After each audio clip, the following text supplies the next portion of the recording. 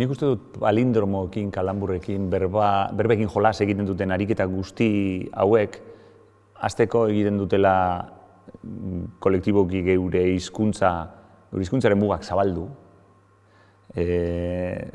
Fenomeno generatiboa da hizkuntza, eta orduan jarraitzen dugu sortzen eta birsortzen eta leku berrietara heltzen, ertzak zabaltzen ditugu, eta ertzak zabaltzea beti da ona, gero nasaiago gabiltzalako, ez da?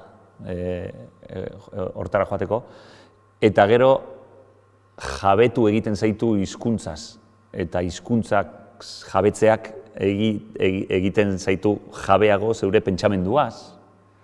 Wittgensteinena nire hizkuntzaren mugak dira nire munduaren mugak, orduan zenbat eta hizkuntza zabalago daukin munduare halakotxea daukagu, pentsamendua zabaltzen da, ahaldundu egiten gaitu, gauzak izendatzeko gaitasunak, sortzeko izen berriak, zabaldu egiten du mundua. Eta gero gainera hori egiten badugu jolasaren bidez, barrea, surrealismoa, absurdoa, ni behintzat pila bat gustatzen zaidan bide bat da hori.